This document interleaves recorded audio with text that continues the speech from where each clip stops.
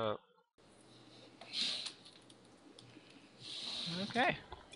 Doesn't look. Hello and welcome everyone to Gamestate episode 26. It is Monday, January the 28th, and today we are going to talk about the Gatecrash pre-release in brief and the new banned and restricted announcements as of January the 28th. I am your host, Adam Winners, U Ragsdale, and with me as usual are Glenn Jones, event coverage coordinator for Star City Games, Hello, everybody.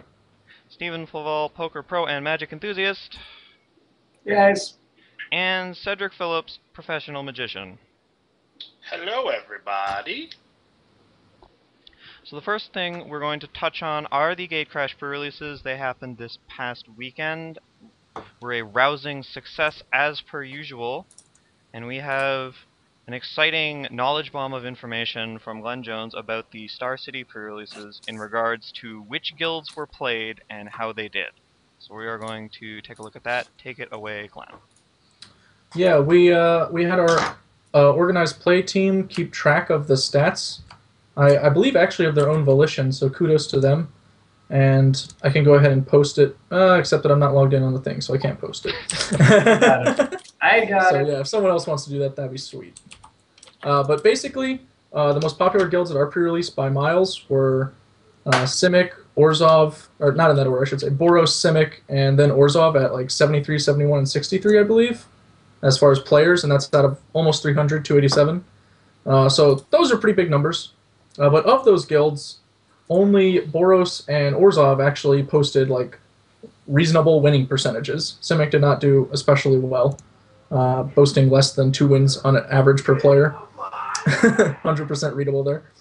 And that was pretty interesting to me because I thought Simic would be one of the more popular guilds, and we'd identified Evolve as just like a good mechanic to play in Limited, just in general. Like your creatures get better for playing more creatures, like as opposed to Extort, which you have to draw more spells in order to even turn on the cards.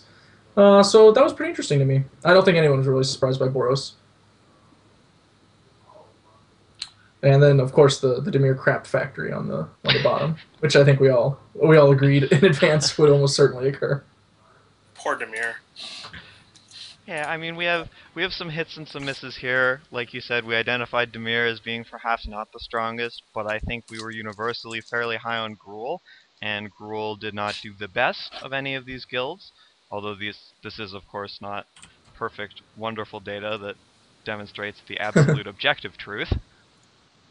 But do you guys have any thoughts on it? Cedric, do you have any pre-release related thoughts now that we have guild data? I'm a little bit surprised that the numbers on Gruul, as far as people playing it, and just how well it did. I'm a little bit surprised by that overall. I'm not really surprised to see Simic being a guild that a lot of people picked. That's actually the guild I was going to pick coming into this. Kind of the same with Boros. I think Boros is super popular. I think that Dimir isn't terribly popular. I think one of the reasons for that is because they're what's the term I'm looking for? Not keyword. Their mechanic, excuse me. It's not very doesn't seem very good or like cool or all that interesting. So I'm not really too surprised to see not much of that. But I think the Simic mechanic of Evolve is like really cool.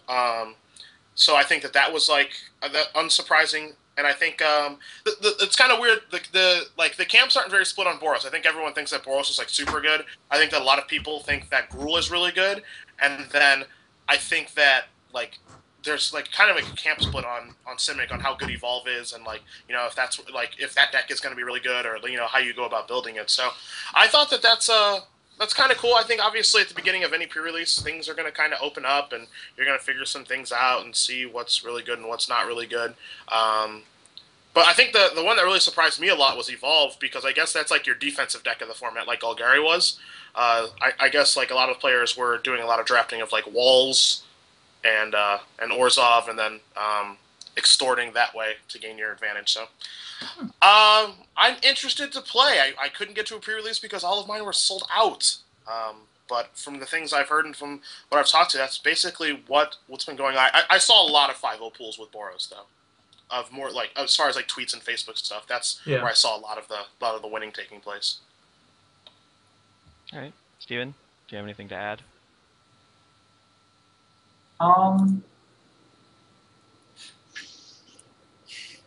I don't know. I'm surprised at how well Orzhov did.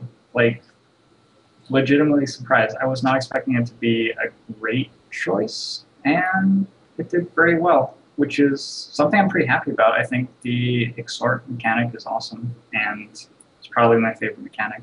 I just didn't think it would be very good, and it like put up the numbers.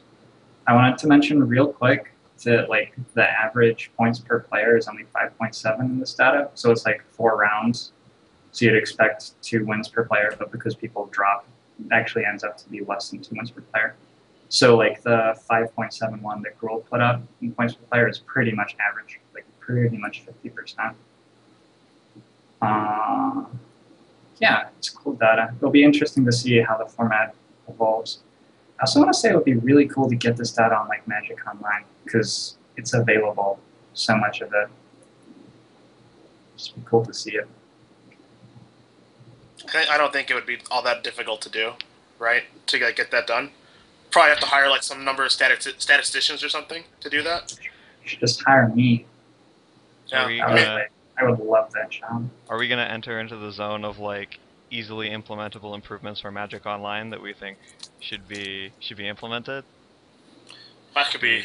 Do we need that segment? Is that? Yeah. Could improve the shuffler, let me tell you that. She is this. Yes. Yeah, we can talk about that for a long time, I think. Okay. Do you guys? I have a couple quick questions. The first is, do you think there's any helping Dimir? Like, is there anything? Can anyone save those poor blue-black bastards? Like, I don't know. I mean, one of the things that struck me in the data is like the two white guilds were the two best, and the two blue guilds were two of the worst.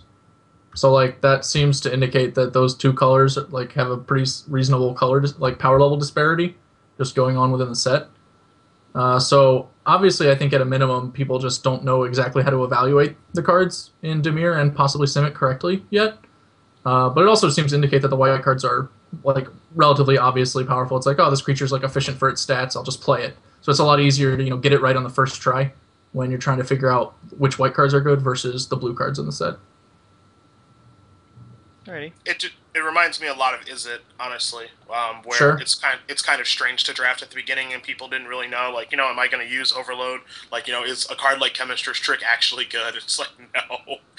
Like, so you have to figure out, like, which of the cards of mechanics are good and, like, what your approach is going to be. And, like, all things being honest, like, is still a deck for me, like, when I'm drafting RTR, that's kind of hard to figure out. Like, if you don't have, like, the Electromancer deck, like, what exactly you're trying to do.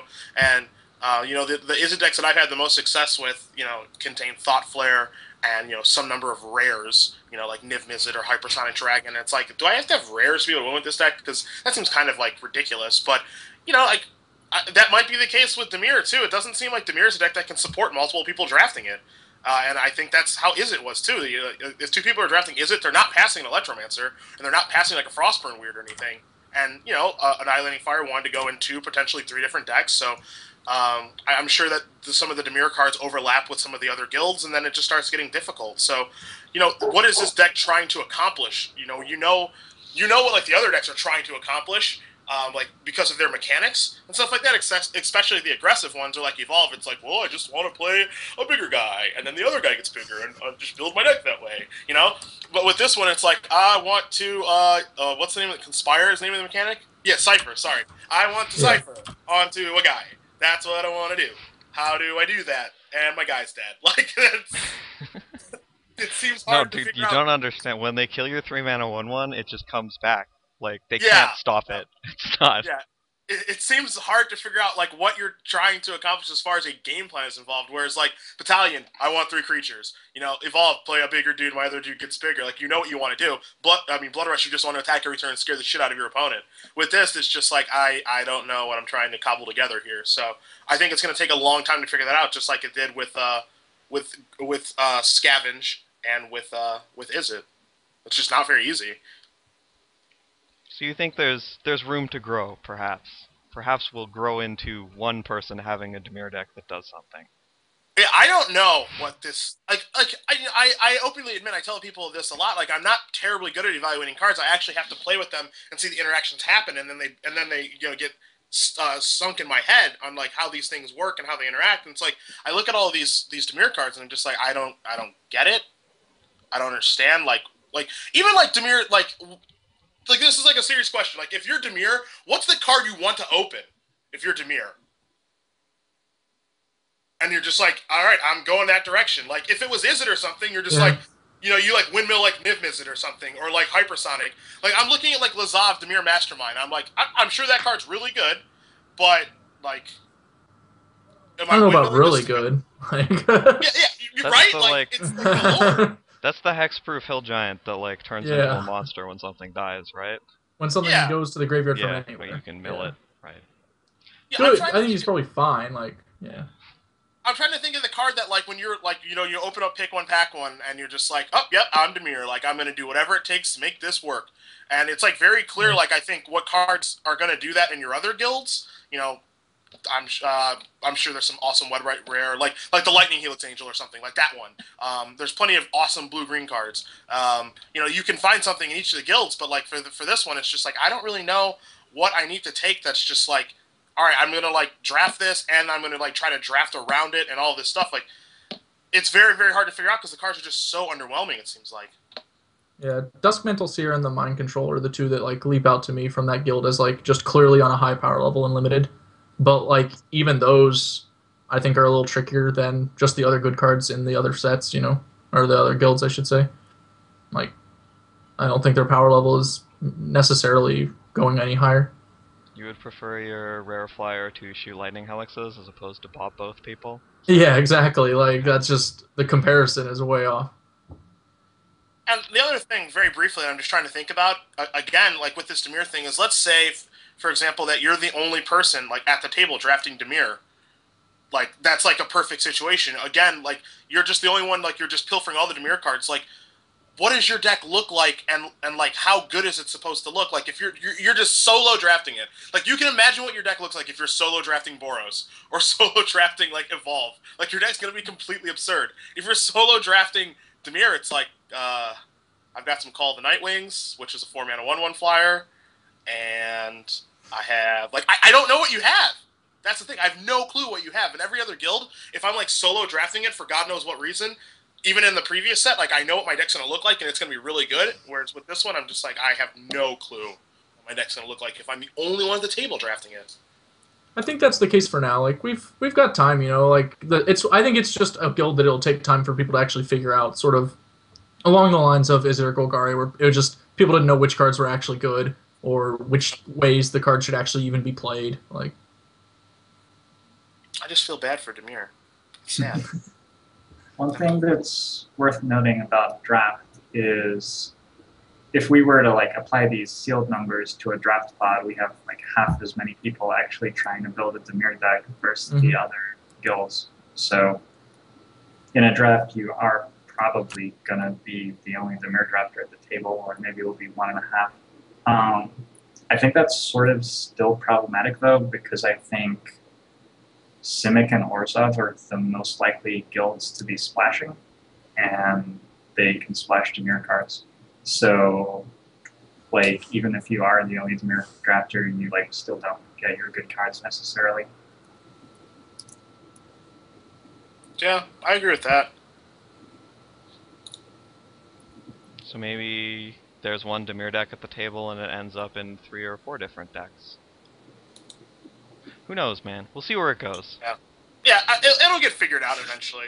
I really feel like it's super similar to Izzet from the previous format. I remember like the first Izzet deck I drafted had like 10 counterspells in it, and yeah, that's not the plan for that deck. The Trust me. sweetest limited deck of all Yeah, time. it had like 5 syncopates, 4 dissipates, a couple dispels, and something resolved, and I died. So don't try that. It's not a good strategy. All right. Let's move on from the pre-release to the exciting banned and restricted announcement. There was some speculation about what exactly would occur in this banned and restricted announcement. This is what actually occurred from the Wizards mothership. In Modern, Bloodbraid Elf and Seething Song are banned, and also in Magic Online, Pauper, Empty the Warrens, Grapeshot, and Invigorate are banned, which we will perhaps talk about a little bit later. But the big change first we'll talk about Blood Red Elf, then we'll talk about Seething Song, and then perhaps Together in Perfect Harmony. But first, my first question is, Blood Red Elf, do you personally think that it deserved to get the axe? Cedric. Bloodbraid Elf and I have a great relationship. We do. Like 4 years ago, I wrote an article about why Jund is a bad deck, and it was not taken very well at all. This is like when Jund was the best deck in Standard. And I wrote about how like Bloodbraid Elf just isn't a good Magic card because you can't control what happens to it. Like with like the other card that you reveal, you have like no control. So like either like you hit perfect or you hit something embarrassing. And then I was testing for Pro Tour Seattle, and I decided I was going to play Jund after testing it a bit. And I was just like, Bloodbraid Elf is the greatest Magic card I've ever seen in my entire life. Yeah. Yeah, because it just always hits what I want it to, and this card is preposterous. And I can't believe that anyone's going to this tournament and not casting it. And, I've kind of stepped away from Jund a little bit just to try some other decks and, have some fun times on my stream, because if I was just playing Jund all day, every day, I think no one would watch what I was doing. So, trying some other things. And, I think that Bloodbraid Elf is a very, very powerful Magic card. I think it's a frustrating Magic card for Spikes to play against. I think that your mid-level player who plays in PTQs actually kind of enjoys it, which is why Jund was such a popular deck back in the day. But I don't think it needed to be banned. And I was really surprised to hear that it was banned, oddly enough. Just because it does add that random element to the game, which is both good and bad. But I don't... It's so weird, because there's sometimes where, like, your opponent plays a card and you're just like, this card's overpowered, like, this is stupid. And there's other times, where they hit, like, a Deathrite Shaman on it and you're, like, laughing at them as you Pyroclasm away their 2 things and go to 17. So, like, it's really a hard card to judge. I can see arguments for both sides of why leaving it and why having it stay. I thought that it... I feel like they banned it just because they wanted to shake something up more than it being a problem. And if that is like the case on why they banned it, then that's okay with me. But I think there are actually arguments to be made on both sides about keeping it or not keeping it. And I was really, really surprised to see it go. All right. Glenn, how do you feel about Bloodbraid Elf specifically? Yeah, I didn't really mind the ban. I do think that Jund was...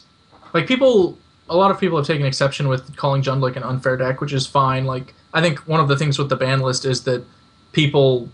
kind of attach their own perception onto it rather than seeing it from the perspective of the people who are actually building it. Because, when they say a word one way and you're thinking of it a different way, obviously you're not going to understand what they mean. It's going to sound like they're talking a completely different language. So, like, in some senses, Jund was, like, just the best at playing a very certain kind of game.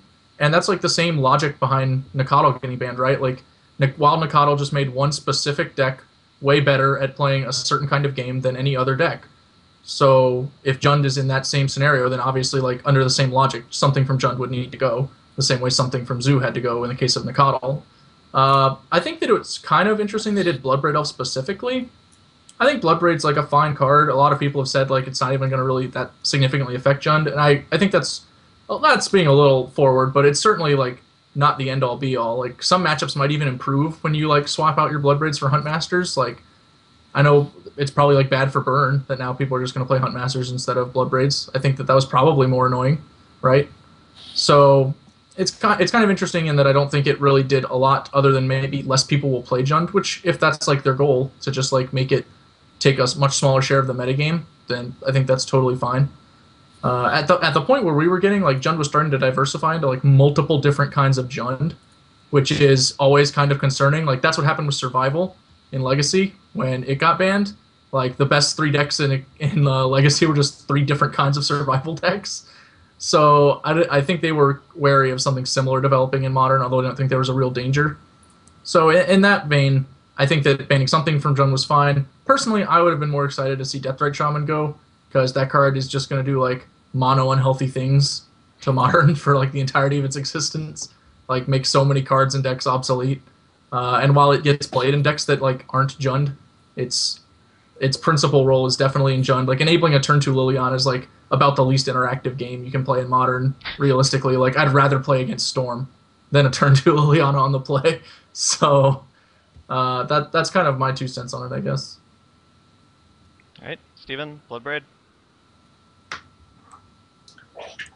To me, it's interesting because I'm not sure it does anything in actuality. Like, it's obviously the best 4-drop for Jund before. It was the best 4-drop, but now it's banned. But I think that Jund as an archetype is a deck which exists with like efficient 1 through 3 drops and like 1 good 4-drop. And there are an awful lot of good 4-drops in like black, red, and green across the entire modern card pool. So I don't really see what it does. Like, Huntmaster is not that much worse than Bloodbraid Elf, just as an example, and just like only the first one that you go to. It's not the card that everyone looks to and thinks, oh, Jund, but it's a very similar card. It does very similar things. It's just like a good forecasting cost card, which generates some incremental card advantage. And like that works perfectly fine in the Jund strategy. So I don't know. They're like trying to get rid of Jund, but I'm not sure this is the way to do it. I'll talk more to that when we talk about the seedings on Vanda. Okay. Real quick before I go back to Sodric, I just want to say that my initial thought was that perhaps it will change the nature of the sort of rocky, grindy sort of deck that is Jund currently, but there will certainly still be a deck that does that in Modern, and it might like branch out and become different colors. I saw people talking about like the Doran variation, which is a sort of similar deck, and things like that. Like, I don't think you're going to eliminate the Jund concept deck from Modern with this ban at all. But yeah, it'll be interesting to see where it goes. Said you had something further, I think? Yeah, last night I was with my buddy Stephen Berklet before this got announced, and we were killing some time, and we were talking about, okay, like, you know, if this is true that they're going to ban Bloodbraid Elf, you know, what, instead of banning that, you know, let's say that Jund is like this huge problem, and you have to ban a card from Jund. What's the card going to be that you ban? Like, realistically, I don't think that there's any other card that they could ban from Jund, just because Bloodbraid Elf is a card that only goes into Jund, and so I think that's why that was offensive. Whereas, like, if you look at the other cards that are in Jund, it's just like, are they going to ban Thoughtseize? Like, I don't think that would happen. Are they going to ban Inquisition? I don't think that card's too good to ban. Dark Confidant, like, is that card really good? Yes. Is it bannable? I don't think so, because I don't think it's overpowered. I just think it's a really good card, and it's okay to have good cards in the format. Are they going to ban Tarmogoyf? Not a chance, because it's in Modern Masters. Are they going to ban Liliana? Like, I don't think so. Like, because Liliana's like kind of bad against some stuff. But I mean, like, it's a good card, obviously. Like, Glenn, you talk about when it was on turn 2, you know, like, that it's awesome then. But, like, you know, if that was a strategy that is so good, you know, then, like, other people could be doing that, like, with Doran decks with, like, Bird and Elf, and, you know, they could find ways, you know, Elves of Deep Shadow to play it on turn 2 consistently if, like, that was a strategy that people can't beat. And then I don't think that they can ban Deathrite Shaman again, because, like, Deathrite Shaman's a good Magic card. You know, it does a lot of things. I don't think that it's overpowered. I think it's just a really good card. And it's also new. And I don't think that they're going to ban a new card like that out like, right away. Because I think that's like admitting that, like, it was... I think that's like admitting that it was a mistake or whatever. It's just like, okay, we put too much crap on this card. We can't do it. Let's ban this. You know, so, like, I think that like, is the only card that they could reasonably ban from Jund, which is strange, but I think that's just the case. I don't... And, like, it sounds like to me that they want to, like, change the way the format is moving, or, like, make people work harder instead of just going, like, copy-paste, like, this Jund list that did well, and, like, this is the way to do it. But now I think that, like, just Jund decks and that strategy, as you said, Adam, are just going to diversify now, but the strategy is still going to exist. Yeah. I noticed, like, you cite the Elf thing, and so are some people in the chat, like, the fact that you can play a turn 2 Liliana is not, like, in and of itself broken. The fact that you can play a turn 2 Liliana and the card that lets you do it is also just, like, insane in, like, 15 other scenarios. Like, Elves of Deep Shadow is good when you're playing a turn 2 Liliana, and then, like, no other times. So, like... Sure. I just want to caution everyone in chat, like, it's not that big deal. It's just, Deathrite Shaman is not an elf. Like, there's a reason Jund wasn't running Arbor Elf before, guys. Like, it's because that wasn't good. Like... You know, Arbor Elf has, like, 1 toughness, right? I don't think there was a time, like, in Block, like, Bloodbraid Elf cascading in a Noble Hierarch. Like, Noble Hierarch was the first mana producer. People were like, okay, I'm willing to cascade into this one. Like, people would, be very careful about adding mana producers to their Jund decks. But Jund players don't mind cascading into Deathrite Shamans, and that's a pretty telling difference between Elves of Deep Shadow and Deathrite Shaman. Yeah. That's fair. That's fair. The other funny thing, like, you talk about Dark Confidant, And like as far as a band, do you remember like when Modern first came about? Like we were at that Pro Tour together, and I thought it was just comical that Dark Confidant was like unplayable. Yeah, it was Like the horrific. first Modern Pro Tour, like Dark Confidant, which we regard now as like one of the most powerful spells in the format, it wasn't even playable. Like no deck that was good played it, and Yeah, that's just absurd. if you were in Philly playing Dark Confidant, you were getting laughed out of the building because you played on turn 2 and then you die. Or like your opponent would cast like Primeval Titan and they're like, yeah, man, draw a card. You know what? I think draw 4 cards. I don't care. Like, there were like actual black zoo decks that didn't run Confidant. I'm pretty sure, like if I recall correctly, and that's crazy. The real winner, I think, in the Bloodbraid Elf ban, which is kind of funny, is Remand. I think Remand just became like the premier counterspell of Modern because it's now just good against that deck. Whereas before it was like, this card's okay, except if they cast Bloodbraid Elf, and then you want to shoot yourself in the face. So now you just actually have a reasonable spell. And before people had to like split their remands and mana leaks or do like weird stuff. So I think that's a card for whose stock is rising probably now. Oh man, can we talk about when people thought they were gonna reprint Remand? That was a good rumor. great. Like, let's have that card in standard with Snapcaster Mage. You will all enjoy yourselves, I guarantee it. And you thought Delver was bad. Alright, well that is an excellent point about Remand. Thank you. Thank you for that. Let us move on briefly to Seething Song. I suspect we will be back with Bloodbraid Elf, but let's talk about Seething Song by itself for a little bit, and then we'll sort of mash everything together. Cedric, do you think Seething Song deserved to get the axe? Deserved is an interesting word to use. And so man, this is another tough one. The bans here are just so difficult to analyze because like Seething Song promotes unfair magic, right?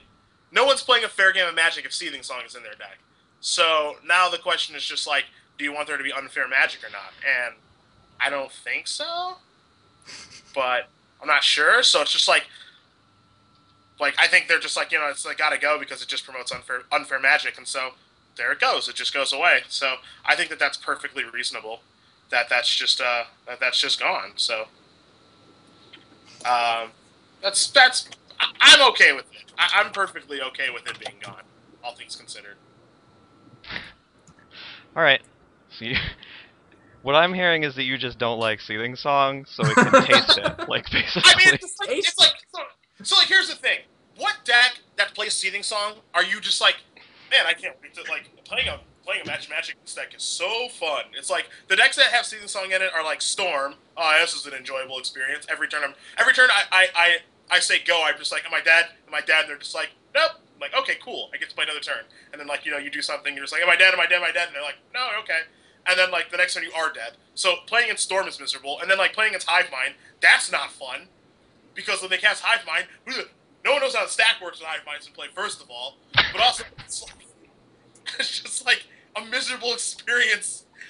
Just like wondering, again, if you're dead or not on like turn 2 or turn 3. So I don't think that Seething Song promotes, you know, it's like a good card, whatever. I don't think it promotes like any like healthy games of Magic of what like they want to be doing. Like even like Legacy, like the decks that play Seething Song, like Belcher. Woo, this is so much fun. Am I dead on turn 1 or not? Like, I just don't think it's I think it's a card they don't want to be around, honestly.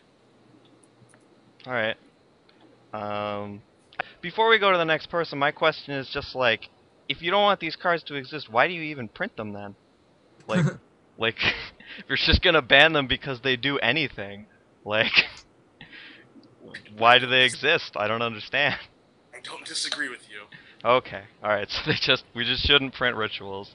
They were a bad idea. We're backing out. Glenn, Seething Song, did it deserve to die? I'm not sure I'm qualified to say whether Seething Song deserved to die. I think my whole feeling on the Seething Song ban is summed up like Wizards wants you to be able to play Storm. They just don't want you to want to play Storm. They're just whittling away the deck until no one actually wants to play it, and then that's when they'll stop. So if you want to keep your Storm deck, put it down. Like, just leave it be, or they will take something else from you. They're not done until you're done. Like, and I seriously think that that's what it is. Like, On some, I think there's a reasonable argument for banning it once you ban Bloodbraid Elf, because like maybe Storm would be too good. I get the feeling from the announcement that there was some suspicion of that. Like Storm was one of the second winningest. I think they said it was the second winningest deck on Moto. So like theoretically, if they make this ban and they think that's going to drag Jund down, like then they have Storm as just the next top dog ready to slide into place, and there's cutting him off at the knees before he gets there. But like, I don't think that's all that realistic. I mean, for one thing, Storm wins a lot on Moto. One reason is because it's like a pretty good deck and it's pretty affordable. Like people can buy it. I actually convinced my roommate to buy it like I don't know 5-6 days ago or something. Awkward, yeah, but you know, it's just that's the way the deck works. And I don't think it was bad. Like I didn't mind playing against it. I found it like a viable combo deck. Like I could beat it. It could beat me. Like I had to take it into account when planning. Like not that big a deal. I'm like more frustrated to play against decks like Twin, even though I don't necessarily think they're better. It's just a little more frustrating. So, I mean, I don't think Seeing Song like needed to be banned. I think that Wizards just literally does not want Storm to be a tier 1 deck, and they're just going to chop away the little pieces of it until people eventually are like, "Yep, you did it. That's enough. It's done." And maybe Seeing Song is that step. I don't know. All right, Steven, Seething Song. Okay, so this is going to be sort of a bigger point. I think I've said things similar to this before, but I definitely loved Modern when it was like a new format and people were killing me on turn 2 with like 10 infect counters.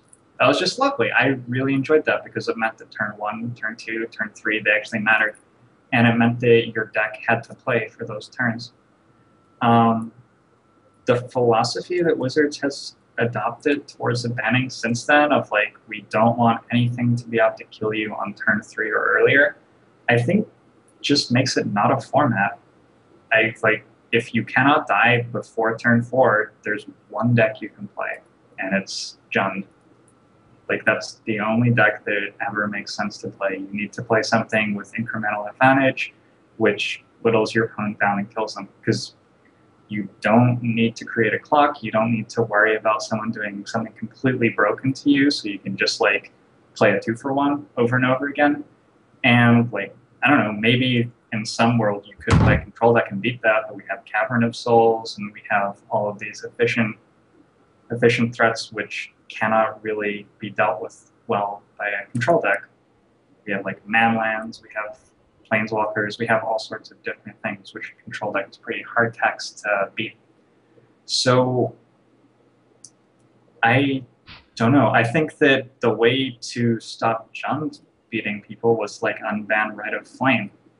I think that if you unban Rite of Flame, it doesn't make Storm beat everybody at all. It makes Storm a much more powerful deck, which means that Jund isn't a terribly playable deck anymore, which means that people have to start playing all sorts of other things. You have to be able to respond to Storm, and you have to be able to win a longer game against some other archetypes, and you have to be able to do this and that and that. So yeah, that's my opinion. Like, I think that they're like on the right track with banning Bloodbraid Elf, sort of, but when you ban Seething Song, you're just headed back into the grindiness again. So you believe that Seething Song did not deserve to die? I mean, I don't know. I also want to cast Arcslogger off it, Yeah. and they already banned Chrome Locks. Yeah, I was thinking and of now they banned Seething Song instead. Thinking of It's Medics over. is, in fact, the second card from Standard Mono Red that has been banned in Modern, making it even less likely I will play that format. That is very insulting. Yeah. Absolutely. Slith Firewalker is next up on the... You guys should dump all your Slith Firewalkers right The now. old shopping block for Slip Fire. Yeah. I like how the truth comes out about Seething Song and Arcslogger. I like it, finally.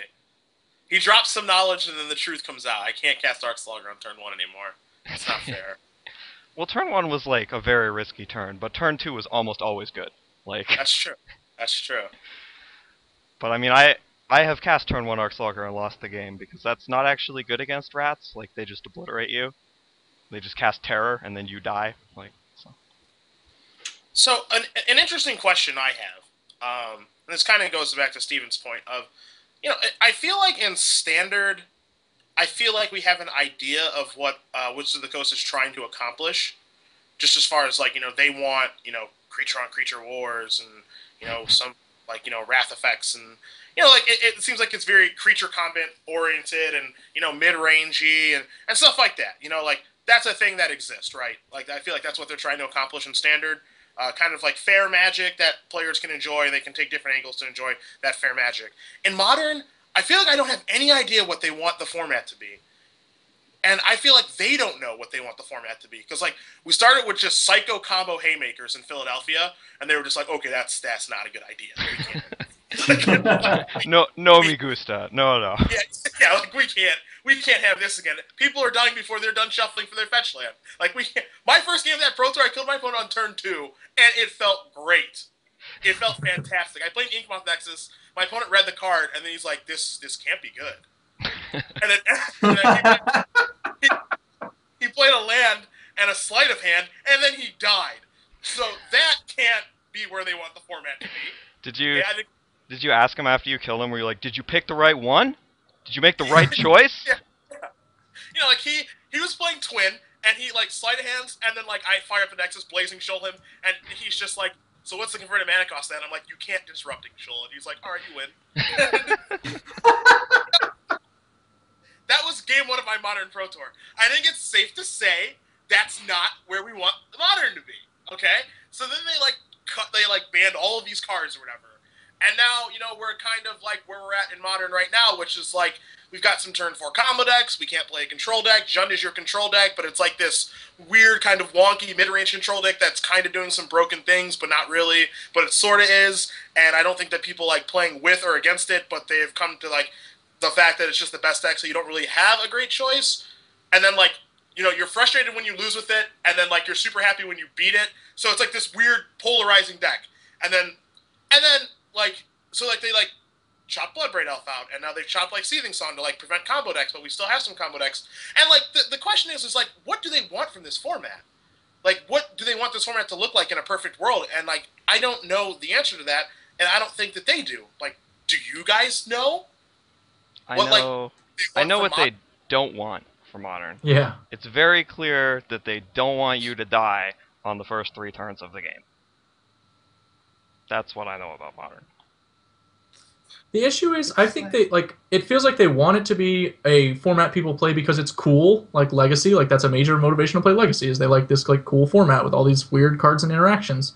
But they don't want it to be too powerful. They want it to be like in a standard space where people are just playing games of Magic and the cards are accessible. But those are like 2 completely opposed ideas.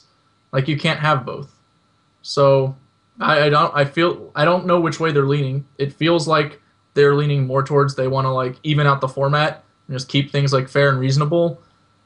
And I don't know, man. At some level, it's cool that Char Belcher exists. Like, it's not that big a deal, Like, sure, it happens. Like, happens all the time. Sometimes they mold a 6 and you thought season and then you die on turn 1 for a Force Soul. It happens. It happens. Yeah. It's fine. Yeah, that didn't happen to any of the 4 of us at all. Yeah, that's for sure.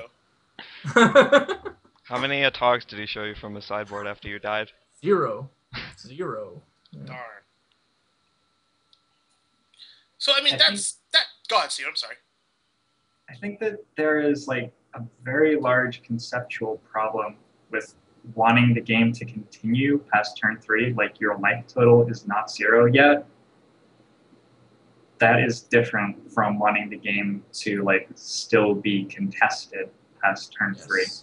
The game can very easily end on turn 1, 2, or 3 in Modern right now without like you actually being dead. There are all sorts of cards that people can play and sequences and lines they can take, which just put you way too far behind to come back. And that's not being addressed by these bannings. And I think that looking at it as like, what time do you die in the game is just silly. I think it's just silly. I think the Infect combo deck, like, that deck was awesome for Modern. It is not a deck that you couldn't beat.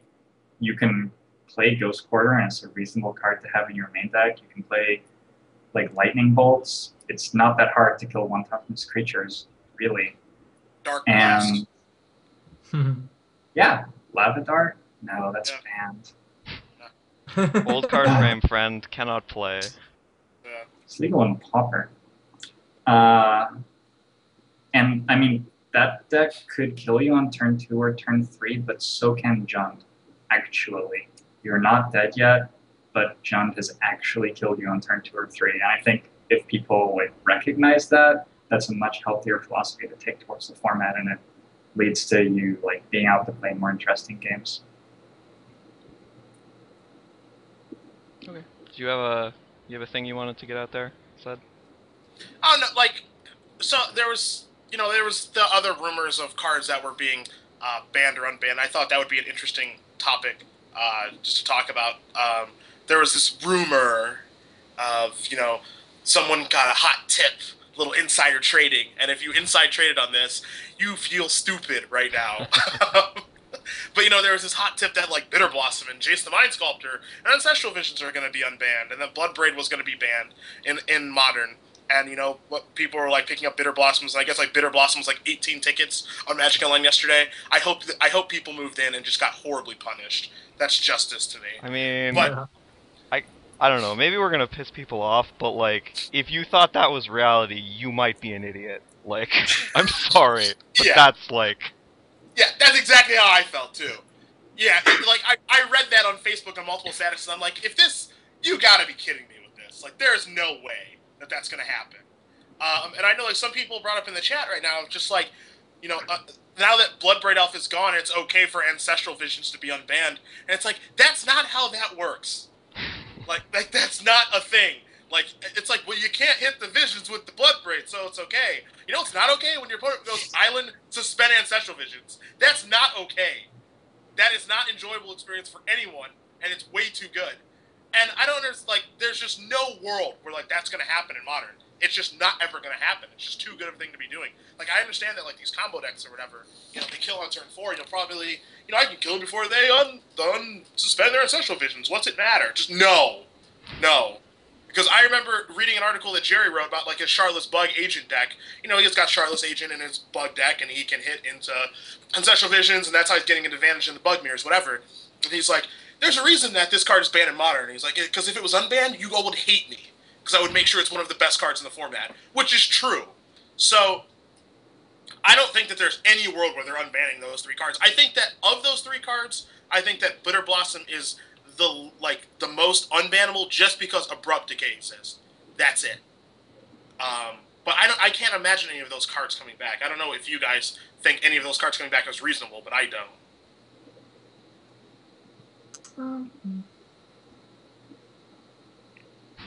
Glenn, do you have any thoughts Are on we those? unbanning all the other stuff too? Like, Can we just unban everything? That's what I want to see. I think there are definitely cards that could be unbanned. Probably. Like, I think Bitter Blossom would probably be fine, for example, even though it wasn't unbanned this time around, I wouldn't have, like, a big problem with that.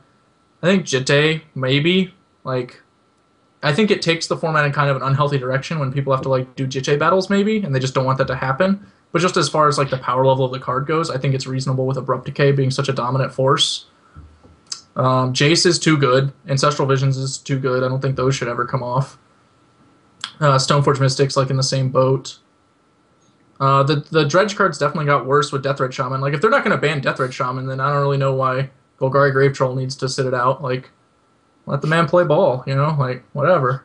It's not that big a deal. Alright, I have a goofy point I want to make, but Steven, do you have any thoughts about those particular cards? Can they be free and frolic in Modern? I mean, when you ban a card, you just change the format. That's all you do. Like, having Jace be legal in Modern would not mean that 100% of decks had to play Jace. If 100% of decks did have to play Jace for some reason, it would still be a format.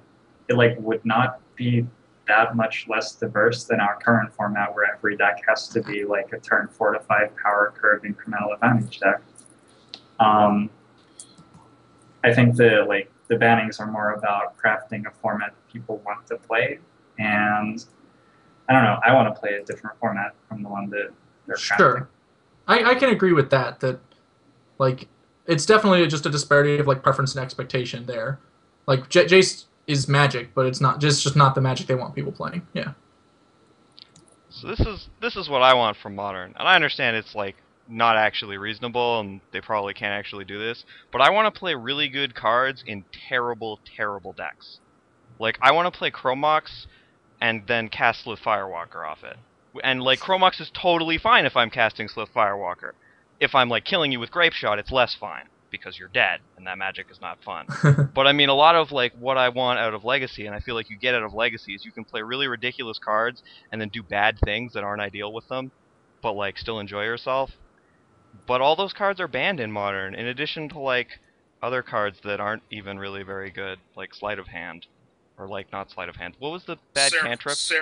There's Serum Visions, Sure. but that's legal. Well, wasn't there a bad cantrip that was banned that made people play Sleight of Hand? Oh, was it just Ponder and Preordain? Those are both good, I guess. They just banned Ponder and Preordain, which are both legit. Anyway, like, there are a number of cards that are banned in Modern that are, like, not super good, and I just want to play good cards in terrible decks. That's all I want to do. But, no, you just have to play all, like, mono-reasonable decks that just grind people, and that's not fun to me. Nah. Yeah, again, like, they were trying to push. It seems like they're trying to push Modern really hard as a format. You know, like we had it at the Players Championship as a thing, and you know we've got like this Modern PTQ season. I think this is our second Modern PTQ season that we've had. You know, we had the Modern PT. They're doing Modern Masters. Like, so it's very clear that they're invested in making this a thing. But again, like I don't think that they know like what direction they want as this format to go. And I still don't think they have an idea. I feel like they ban something and they're just like, all right, let's see what happens. Let's see if this is a good thing or a bad thing, and then we're gonna find out. Like I feel like the Valakut unbanning. I remember when that happened. We talked about it over. It's like this could be a complete disaster, and I feel like they unbanned it and they're just like, I hope this isn't a complete disaster, because like if you unban that and then Scapeshift becomes like the best deck, or some deck based around Valakut becomes the best deck, are they just gonna go, all right, reban, we fucked up? Like, how does it work? That's what I don't understand. I don't understand like what the appeal is of this format to people outside of like your spikes or whatever. People like me who are trying to get on the PT. It's just like I'm going to play whatever they tell me to play because I want to go to the Pro Tour. But I don't know what they want out of the format. I don't know if they want. I mean, I think it's pretty clear they don't really want combo to be much of a thing. They don't want Storm to be a thing. Are they happy with Eggs being a combo deck? Like, would have anyone been surprised if they banned? I don't know what they would ban from Eggs, but like, would you have been surprised if they banned like a card from Eggs, like at this ban announcement? Like, I don't think I would have been surprised. Like, if they axed Lotus Bloom, they're just like, yeah, we don't want this to be a thing. That's another fun and interactive Magic the Gathering card. Yeah, that suspend was a really great mechanic. It was. Yeah, it's like we don't want this to be a thing anymore, so this has got to go. And it's just like, all right, like what do you want to be a thing then? That's what we don't understand. Like, do you just want Doran mirrors until the cows come home? Because I don't think that's going to bring people in either. So I'm just super confused, I guess, about like where the format's going, what they want it to do. Someone brought up in the chat about like Dredge, and I think it was you, Glenn, who said like Gargaria Grave Troll can like come out to battle, and I'm very pro Dredge, so that would make me really happy.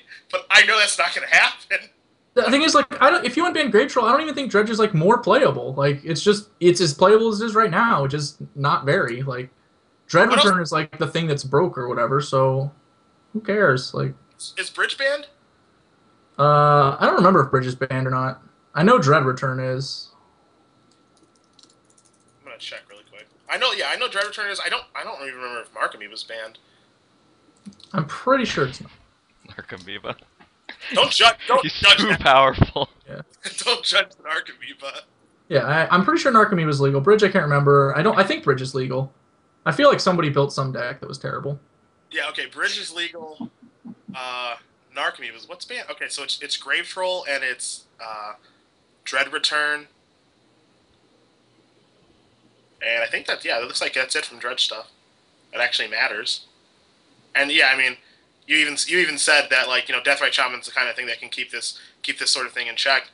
Like looking at like stuff that could potentially be unbanned is also kind of fun too. Like I don't think there's a world where they unban Hypergenesis. I don't think there's a world where they unban Dark Depths. Probably not. But like, is there a world where they unban Punishing Fire? Is there a world where they unban the Artifact lands? Ooh, Punishing Fire. I don't think so, but Punishing Fire would be the entire format if they unbanned it. Yeah. You It's just so hard. Like, wanna watch some Jund Punishing Fire mirrors? Like Yeah, just I people do. just picking up and putting down their Punishing Fires over and over again. yeah. Probably not, actually. Changed my mind. Glimpse of Nature, you probably can't unban that. This is just so weird to me. Like, I wouldn't have been. I actually thought they were going to unban Nikado this go around. I thought they were either going to unban Nikado or Green Sun Zenith. For like, I thought that was like, I thought they were going to see some bans and see some unbans, and I was a little surprised that like Zenith or Nikado didn't get unbanned. But maybe I'm crazy. I'm not that surprised. I think we're going to see some sweet-looking Zooish-style decks. Like, I think that Nikado would be probably too good right out the gates. I'm not saying it'll never come back, but, like, for right now, they're moving slow on that one, and I don't blame them. Green Sun Zenith, kind of another danger card. Like, I think that it does things that are cool and good and fun and healthy, and none of them are broken. But at the same time, like, they don't want every green deck to just be a Green Sun Zenith deck, and if that's what they want, then the only way to really make that happen is to ban the card, because it's just really good. Why do you guys, like, what do you mean when you say they can't unban that? What do you think's Like, going to happen? Based on, no, I mean, like, based on what they want. Like, let's Okay. say I don't want anyone to ever cast the card Splinter Twin. Well, the only way I can 100% make sure that happens is to ban it.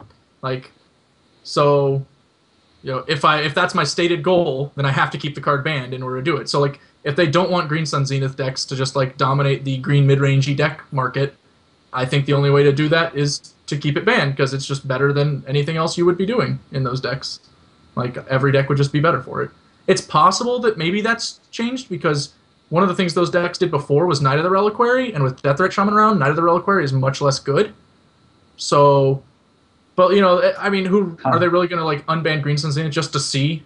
Like, because at the same time, with Death Right it Shaman fetches up Death Threat Shamans, Yeah. and then we've got, like, those triple Death Threat Shaman board states that we all know and love, where, like, everyone's just sitting there staring at each other waiting for someone to figure out that they did it wrong on one of the unsteps, and then they just take 6 damage for no reason. Like, ugh. I actually think part of the reason that Green Sun Zenith is banned too is because I don't think they like the Dryad Arbor interaction at all. I think that interaction, in addition to like all the utility that you're going to get from your Zenith with Deathrite Shaman and like whatever bullets you want to play, maybe you play Deathrite Shaman, or excuse me, maybe you play Green Sun Zenith and these pod decks. Maybe it changes the face of how pod decks are built now, either Naya Pod or the Malaria Pod deck, because it can search for multiple pieces. But like that utility, in addition to the fact that you can just ramp with it, seems like I think that's actually the reason that it's probably banned right now. I sort of agree with that. I think the ability to be a Llanowar elf in addition to being an insane card in its own right is like what makes that card the force that it Yeah, was. so we just printed Deathrite Shaman. Whatever. I don't know. I mean, I sort of agree with Glenn's earlier point that Deathrite Shaman is probably too good, but I sincerely hope we see it leaving the format in the future. Like, I can understand it, like, looking kind of bad. We put out Mental Misstep, and then we have to ban that from, like, the most powerful format in existence, and it looks awkward. And, like, Deathrite Shaman is, like, a pretty similar case, Like, Deathrite Shaman fundamentally changes the way you play the entire format. I'm not wrong. Like, that's true. Deathrite Shaman is a fundamental change to, like, interaction in Modern. Like, it is not so far removed from the concept of Mental Misstep. The difference is that, like, you have to actually play Magic in order to get to play with it, whereas Mental Misstep just could go in everything and, like, screw somebody over randomly. Like, Mental Misstep was promoted as a card they were printing for Legacy. They're like, here's a Legacy card, and that was enjoyable Magic. When you just like you all played missteps, and then they would misstep your thing, and you would misstep back, and you would play missteps to fight their missteps. Was that not fun? yeah. It was all kinds of fun. I mean, Are we that's even not what's kind of entertained? happening, right? Like, there are decks that play Deathrite Shaman, and, like, one of the, Burn plays Deathrite Shaman, and I'm not sure that in Modern, like, and I'm not sure that it would if it weren't for the fact that it gets a lot of value by being able to neuter other Deathrite Shamans, too. Like, I think that that's a pretty reasonable amount of value that deck accrues from that. Maybe it still would, but, like, Grim Lavamancer might be better. Like, but the fact that you also get to turn off theirs, that's a big thing. Yeah, that's legit. I mean, it's such a sick card in the format. Like, obviously, I mean, I know some people in the forums were like, it's not even that good in Standard, and it's like, well, no, but neither was Mental Misstep. Like, it only got played because, like, Delver Mirrors were insane, and that's it. Like, Yeah. the card's power levels do not necessarily have to cross all formats in order to make them too good for a format. It just got played because people were like, just Vapor Snag every turn. How do I make it stop? And that's how you make it stop. It turns out I they just loved play a casting it. Snapcaster and then cast it again, and then you lose. But okay, So, well, like- I wanna ask you guys quickly, so we can move off this topic. What do you think Modern is gonna look like now that they have banned these cards? Yes, you were going to ask the question I was going to ask. I'm so happy. All right. So, do you want to go first, or do you want to go last, then? On your. I'll go first. I'll go Alright. first. I don't care. So yeah, that was like basically the point I was going to make next is like, where are we going next? I still think that Jund is still a thing. I think that's 100% still going to be a deck. It's going to be different. Maybe it's Huntmaster instead of Bloodbraid, or maybe it's Olivia or Falkenrath Aristocrat, or maybe the deck is more aggressive with like Bogart Ram Gang, like old school Jund. Like, who knows? But it's still going to be a strategy. Hmm. Yeah, like it's still going to be a strategy. I think that we're going to see less Storm, but I wouldn't be surprised if Storm could still function somehow. I think it would be interesting to see what Storm decks look like now, even though it doesn't have Seething Song. Maybe like people are going to go Loaming instead of like maybe people play like the Life from the Loam Seismic Assault deck now. But again, as Glenn has brought up many times, Deathrite Shaman, hello and good luck. So maybe not. Yeah. But like I think that moving forward, one thing that does definitely happen now is I think Tron gets a lot better now, and I thought that Tron was already pretty good. But like the things that you couldn't beat with Tron were just non-interactive combo decks.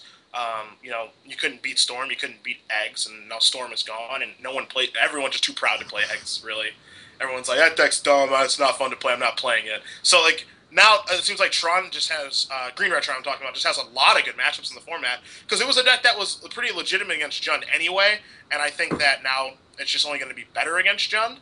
So I think that that could be a thing. That's going to happen moving forward quite a bit, actually. So, I think maybe Affinity gets a little bit better, stuff like that. I think that, Tron, I think, is going to become a Tier 1 deck now. I don't think it's going to be oppressive, but I think that it is really, really good. So, I think that's a deck that's going to be really big moving forward. I also think there's going to be Zoo decks moving forward, too. Mm-hmm. So you predict Karns and Yeah, various other things. I predict a lot of Karns in the near future. It's really good against like the format right now. Like you're good against both the pod decks. You're good against Jund. Like you immediately lose game one. Someone really good and find it all with Stirrings. That like your matchup. I'm like like you couldn't beat the non-interactive combo decks, and you can't beat Scapeshift. Good God, you can't beat Scapeshift. But no one plays that deck. So I think that Tron becomes like a really, really good strategy moving forward. But again, that deck is not particularly hard to hate out. Like you can Sowing Salt them or Blood Moon them and like a bunch of other stuff. So, but I do think it's a really good deck for the next couple of weeks moving forward. All right, Glenn, what is your take on the format going forward? I'm not that enthused about Tron. I don't think it'll be like especially great in the format. Storm obviously like gonna lose some power level. I think that Burn will basically get replaced by a Zoo style deck for all intents and purposes. Like if you have to play against a bunch of Huntmaster of the Fell, Zoo itself just becomes a viable deck again, as like I think it will. Then Burn just becomes like a much worse choice relatively quickly. So I would probably go with Zoo coming up as well, and Burn kind of on the decline. The bigger winners, I think Blue White Red is a big winner in these bans, as I think Storm and Jund were two of its like not great matchups. Blue White Red, despite being a deck that had like counterspells and interaction, Rule of Law is not that hard to beat from a Storm deck from the Blue White Red deck if you're Storm and they don't present a quick clock. So, and that was like one of its best lines of defense. So I think not having to do that gives that deck a lot of sideboard room and a lot of just good metagame share with Storm leaving. And Jund was a tough matchup for Blue White Red as well. So, good to see that go also. Twin, another combo deck. I think Twin gets a little better. Storm was a good matchup for Twin, I think. At least it seemed like it was when I was playing it. So that's like kind of a dagger to lose, but a little less Jund means Twin can combo off pretty easily against a lot of the other decks. Like turn 2 Liliana, for example, was just devastating to Twin very frequently. And just that happening less can only be a good thing for Twin decks. I think there's probably some room for other little weird decks too. Like Niv Magus can maybe be a deck again. The little one too that couldn't from Pro Tour Seattle. So, I mean, I'm personally pretty excited about trying to cast that card again. I have already done it in Modern this week, so yeah, those are basically my calls. I think Blue White Red is the clear winner, and maybe a Zoo deck as well. Those are like the two big ones I would expect going forward. All right, Steven? I think just generally you're going to see the grindy, semi-interactive mid-range decks. You're going to see a little bit worse combo, but you'll still see some combo. And like, I'm not convinced the control is there yet. Is Tron even control as a combo? I don't know, but I don't think that decks like that are quite making it yet. Yeah, and like Kamigawa era standard mono red continues to grow worse. Yeah. So it's almost unplayable now, guys. You might want to. Oh, yeah. I think that Pod is going to continue to be very good. Someone in chat reminded me to say that, but right. I mean, there weren't like a lot of Pod. Blood Braids or Seething Songs in those decks, as I understand it. So. Although, like, it's sort of a weird spot for it because I think one of the reasons it was good was that Jund was dominating the format and did okay against Jund. But I think that Jund will continue to sort of dominate the format. Maybe not dominate, but I think it will still be like sort of the go-to strat. So. Alrighty. So we have done a lot of good Modern talking. I want to touch very briefly on the Pauper bans, since they did in fact happen. And some of the people watching may do that. I know that when I was streaming a lot, I told a lot of people that if they're interested in getting into Magic Online, but do not want to spend a lot of money, Pauper is an excellent place to go. The cards which were banned were Grape Shot, Empty the Warrens, and Invigorate, which go in a bunch of combo decks, basically. There was an empty deck, a Grape Shot deck. Sometimes they sort of overlapped a little bit, and Invigorate went in the Infect combo deck that killed you with Listener Elf. Real quick, in a sort of legacy grab bag sort of sense, how do you guys feel about the Pauper bans? Cedric, I don't know if you know anything about Pauper, but unfortunately, I never really was much of a Pauper guy. I actually heard that a lot of people like Pauper. It's a good format. I think the cards that they banned are cards that were not interactive, not fun cards to play against. Invigorate was the one that stood out to me because it's like I'm thinking, okay, why would they ban Invigorate? And I'm like, oh, Glistener Elf. Yeah, I should probably go. That's probably not fun at all. Yeah, the answer is that it kills you, is what it does. Yeah, you are actually dead if that card exists. Yeah, so again, I haven't played a ton of it. I don't know. They banned, what was the other card? Was it Empty and what else? Empty, Grape Shot, and Invigorate. Empty, Grape Shot. Okay, so the Storm cards that let them kill you. I can see if Storm is an issue, then that maybe shouldn't be a thing. But the one that really stood out to me, it's like, if you're banning Invigorate, you're banning it for a certain reason, and you're not banning it because it's a good burn spell or good pump spell. You're banning it because someone's doing something broken with it. And I know that interaction from Legacy. So, if that interaction is too good, and it sounds like it probably is, then yeah, just axe it, and that's fine. So, I can't imagine that these bannings are out of the blue or something like that. I can't imagine if I was talking to a Pauper expert and I go and they find out about this, they're just like, oh man, I can't believe they banned. Grape Shot, Empty, and Invigorate. That's crazy. They have no idea what they're doing. So, I perceive that these to be healthy changes. All right, Glenn, do you know Pauper things? I know a little bit of Pauper things. I am very glad that I did not buy Invigorates last week, as I was considering buying that deck for Pauper.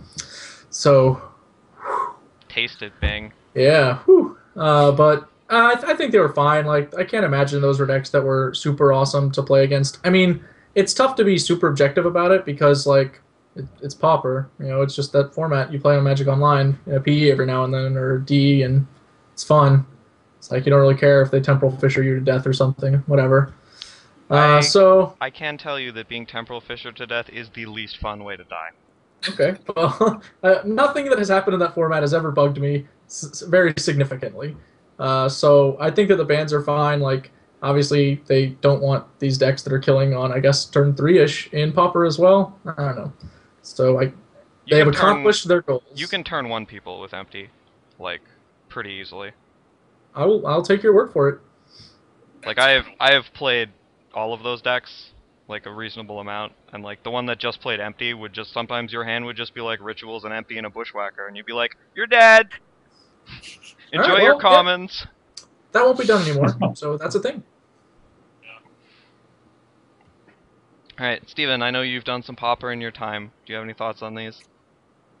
Yeah, I do. I'm not sure if I like them or not, but I think it's interesting that for me, a challenge in Pauper almost the entire time I was playing Pauper was to find a deck which let me interact with my opponent and wasn't one of these combo decks because they don't interact very well and didn't just lose to the combo decks.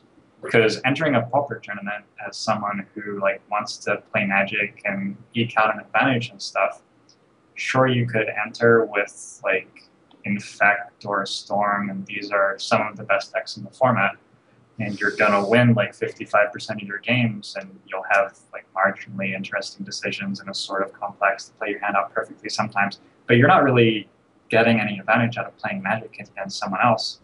Whereas if you're like picking up a Delver deck where, okay, we're gonna play 17 turns of Magic and I'm gonna make better decisions than you, sometimes you're just dead on turn 2, and like Pauper doesn't have that much in the way of cards you can put in your deck to fix that, to like defend yourself against just dying to the early combo decks.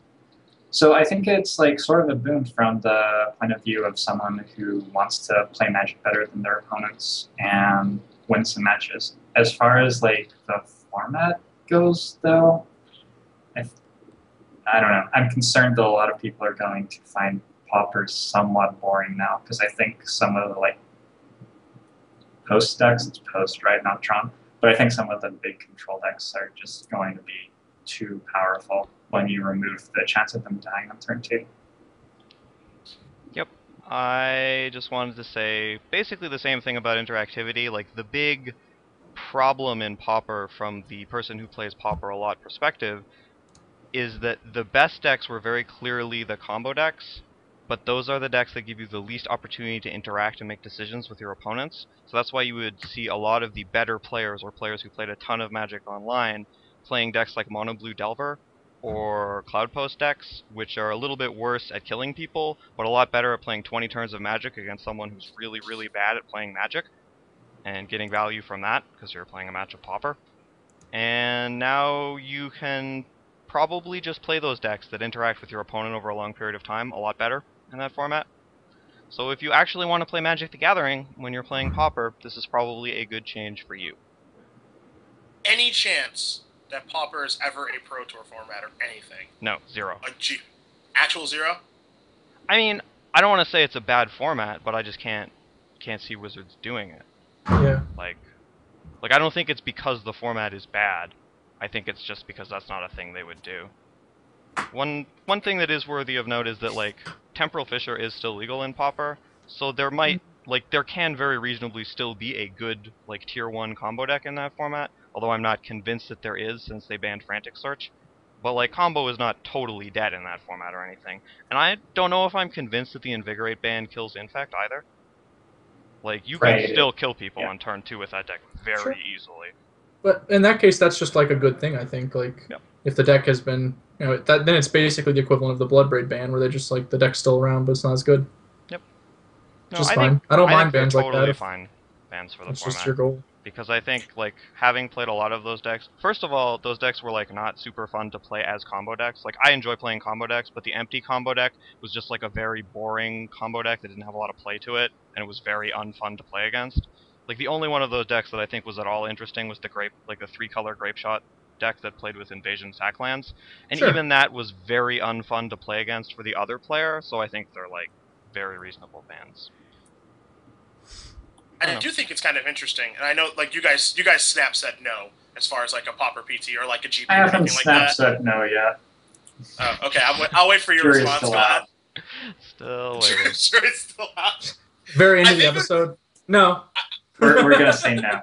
gonna say no. I think it would be interesting. Like I'm sure that it won't exist for various reasons. Doesn't move cards. You know, like doesn't promote people buying packs. You know, you'll probably have to go. You'll go to like to the vendor or whatever to like get like hard to find commons. They'll be like $12, which is like unacceptable. $12 is like very low. I think they would be well higher than $12. Yeah, sure. You know, like these commons would be difficult to purchase if you need them for a tournament. But I do think it would be kind of interesting just to see what the attendance would be like for a tournament of that nature. Just because again, like the barrier to entry is probably low, right? Like as far as like having to get cards in deck, because like in theory all the cards should be so cheap. So like I think that would probably be a big tournament. But I mean, it's just like a off the wall idea. I can't imagine I don't know, man. I don't know if you looked at Moto card prices, but Invigorate like used to be like a hajillion tickets. I think Days is still 8 tickets. Well, that's Magic. Like that's Magic Online, and like Days, obviously the price on that is high because of Legacy. I think it's like a $4 or $5 card, but you know, like I don't really know the Pauper format very well, so you know, I don't know what would be expensive, what wouldn't be expensive. But I think it would just be, you know, it's kind of just a thought. Like, what would that attendance be like for like a Grand Prix if they were to have one? Because like it's all commons or whatever, so the cards will be cheap. But like in reality, they probably won't be cheap. So you know, who knows?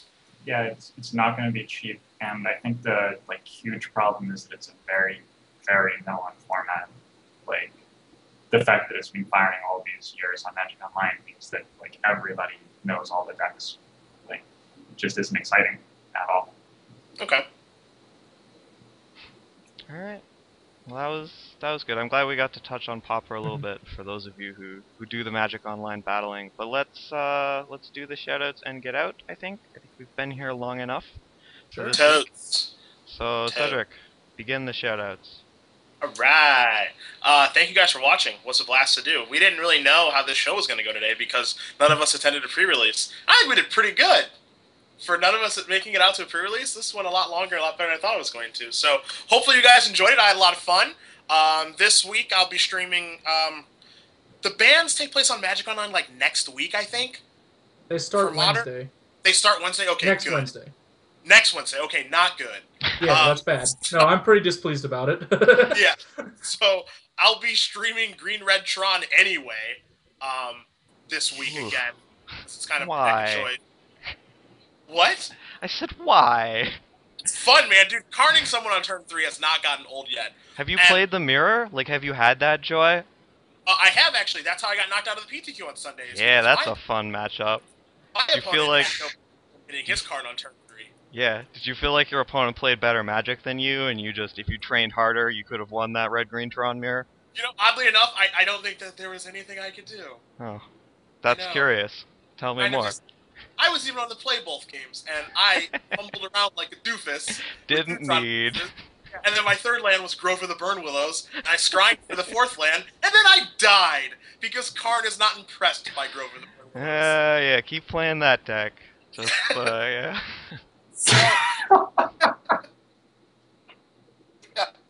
Yeah, that's my new thing when I'm streaming with Green Red Tron. Whenever they do something, I just say Karn is not impressed, and then I exile it. But I will be playing that deck again this weekend because I get a lot of enjoyment of playing Karn on turn 3. And then I will be in Atlanta. Glenn, am I with you? Yeah. Yeah, I'm in Atlanta with Glenn for the SCG Open Series. Our first one, Gatecrash, so Standard's going to get a little bit of a shake-up, and it's going to be a blast. It's going to be... It's shut. It is. Hey, we're trying to bring in viewers here. What's wrong with you?